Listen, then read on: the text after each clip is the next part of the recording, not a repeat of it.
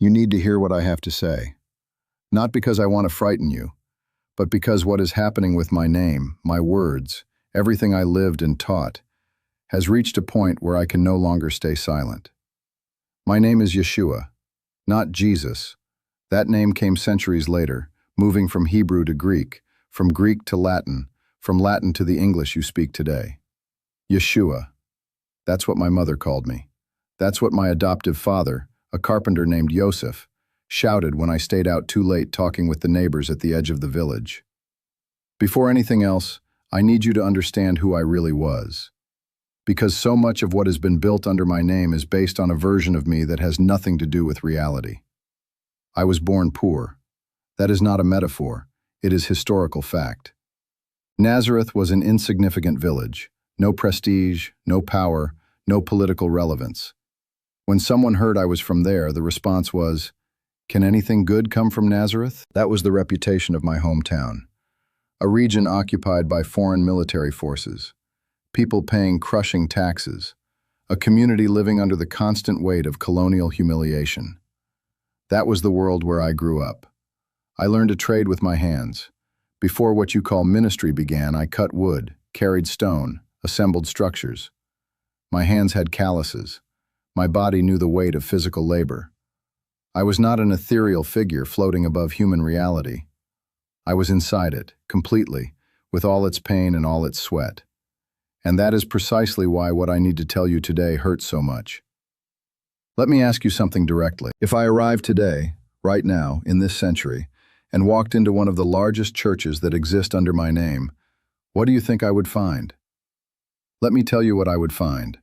Enormous buildings, structures that cost tens, sometimes hundreds of millions of dollars to construct, LED screens, professional lighting, sound systems that make the floor vibrate, pastors walking onto stages wearing clothes that cost more than a working person earns in months, live recordings produced and sold as merchandise, bookstores inside the temple selling titles like The 7 Secrets of Prosperity and Activate Your Blessings in 30 Days.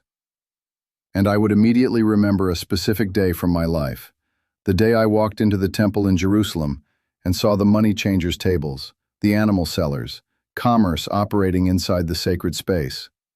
Something in me could not stay still. I overturned the tables, I scattered the coins across the floor, and I said out loud, "My house shall be called a house of prayer, but you have made it a den of thieves." That was not an impulsive reaction. I knew exactly what I was doing. I saw what money had done to that place.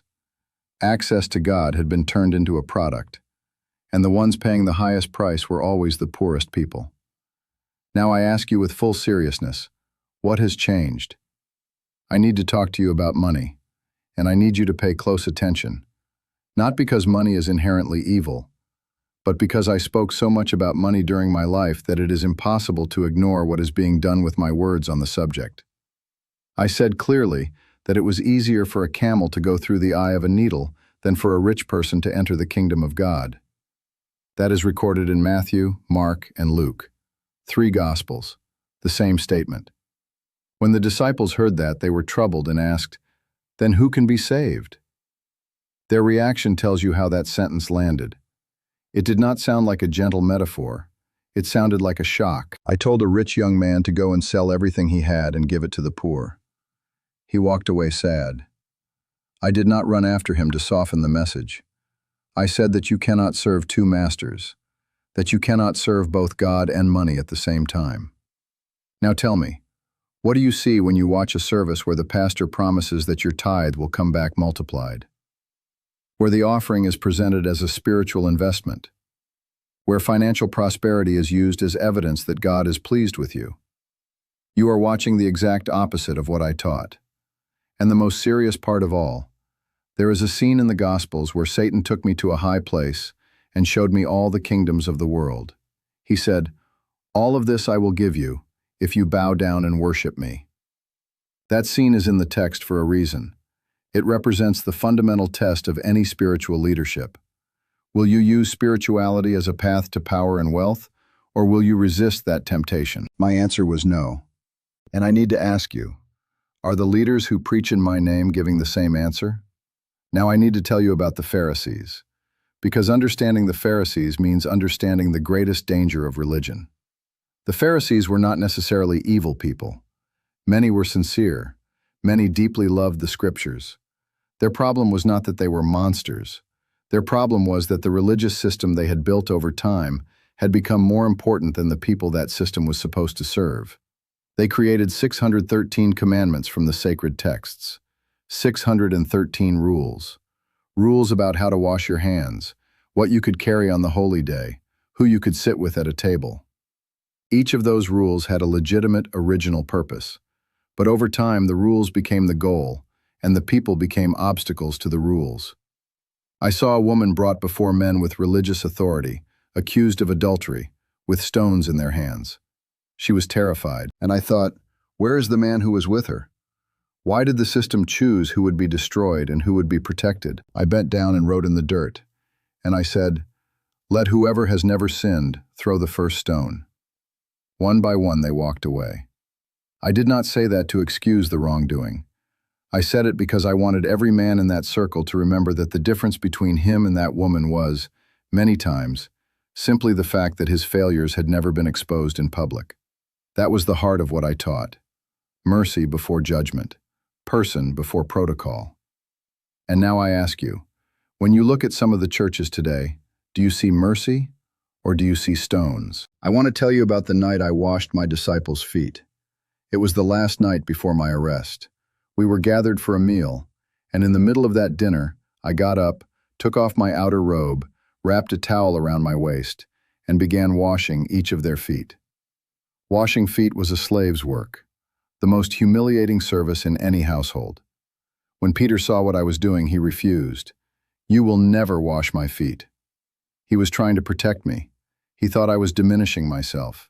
And I said, "If I do not wash you, you have no part with me." When I finished, I sat back down and asked, "Do you understand what I have done? You call me teacher and Lord, and you are right, for that is what I am. But if I, being the Lord, washed your feet, then you also ought to wash one another's feet." That was the model of leadership I was proposing. Not the leader who steps onto a floodlit stage and looks down at the congregation. The leader who kneels. The leader who serves. The leader who uses their title not as an instrument of distance, but as an instrument of accountability. Whoever wants to be greatest among you will be the servant of all. I said that in response to an argument the disciples had about who would be the most important. They came to me seriously asking who would rank first. And I brought a child, placed the child in the middle of them and said, "Whoever becomes like this child is the greatest." A child in the first century had no status, no voice, no power.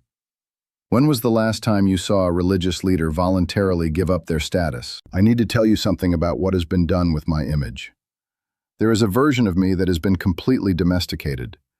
The gentle Jesus who never confronts, never disrupts, who validates everything and comforts everyone. The Jesus of, come as you are and stay however you like. A spiritual therapist available to support whatever life project you choose. That version exists because some of what I taught does speak of compassion and grace, but it completely erases another dimension of who I was. I called religious leaders whitewashed tombs, beautiful on the outside, full of rottenness within, and I said it publicly, in front of everyone, not in private, out loud, so everyone could hear.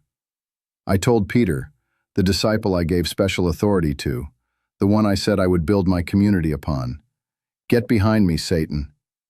I confronted him with an intensity that must have been devastating. I walked into the temple and caused a scene. I repeatedly challenged the interpretations of the religious leaders of my time. You have heard it said, but I say to you, I was not domesticated. I was disruptive. I was the kind of person who, if I showed up in some churches today, would probably be called divisive, radical, dangerous. And there is also the opposite version, the Jesus of flags and nations and wars, the Jesus who blesses armies, whose image appears on military uniforms, who is invoked to justify violence and exclusion. And I look at this and I remember that I said, "Love your enemies. Blessed are the peacemakers. If someone strikes you on one cheek, offer them the other." How those words became the foundation for any form of hatred, I genuinely cannot understand. I need to talk to you about what I taught regarding the poor. And this may be the most important thing of all. At the beginning of my public ministry, in the synagogue of my own hometown, I read a text from the prophet Isaiah. "The Spirit of the Lord is upon me, because he has anointed me to bring good news to the poor, to proclaim freedom for the prisoners, to set the oppressed free." I closed the scroll and said, "Today this scripture is fulfilled in your hearing." I declared myself the fulfillment of that prophecy, and the core of it was good news for the poor, freedom for the oppressed. In the Sermon on the Mount, I began by saying, "Blessed are the poor." In Luke, with no qualification, just the poor. And then, "But woe to you who are rich, for you have already received your comfort." The poor were the original audience of my message.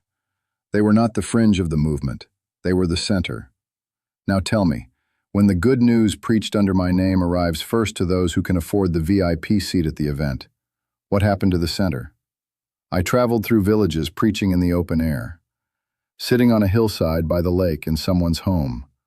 No ticket, no exclusive live stream for subscribers, no priority line for the biggest donors.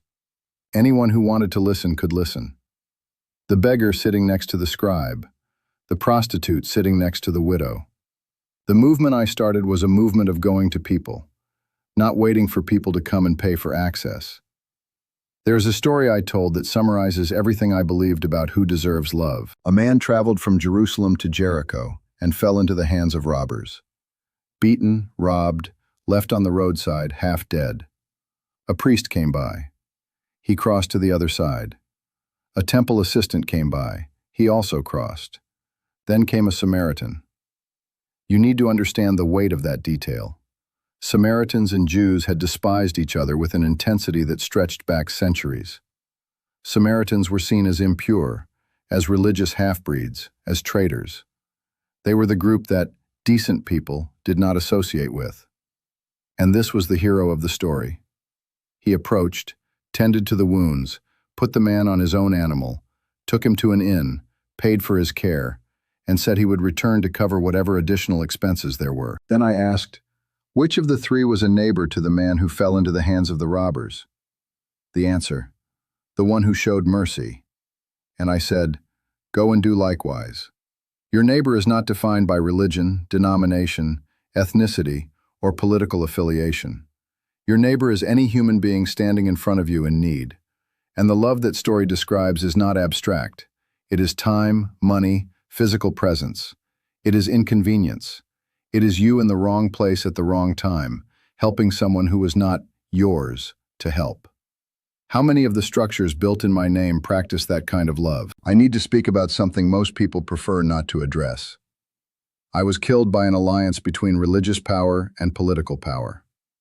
The religious leaders in Jerusalem wanted me eliminated, but they had no authority to execute anyone.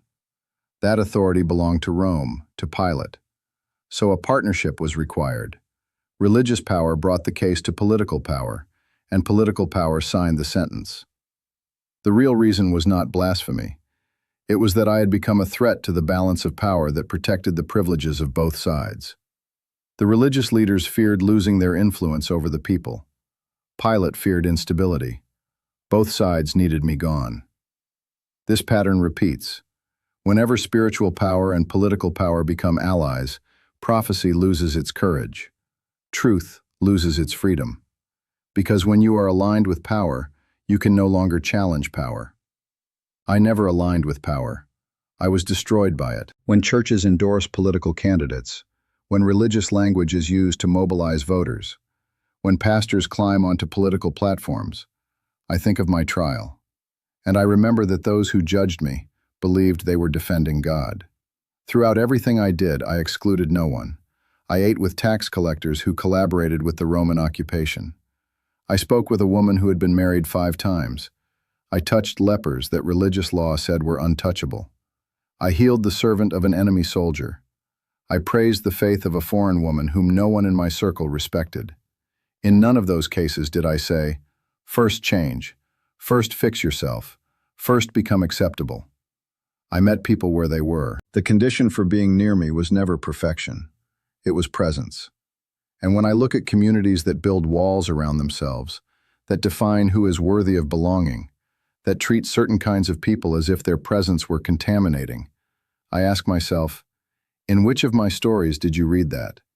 Before I finish, let me give you the most direct warning of all. If something being preached in my name primarily serves to enrich the one preaching, it is not from me.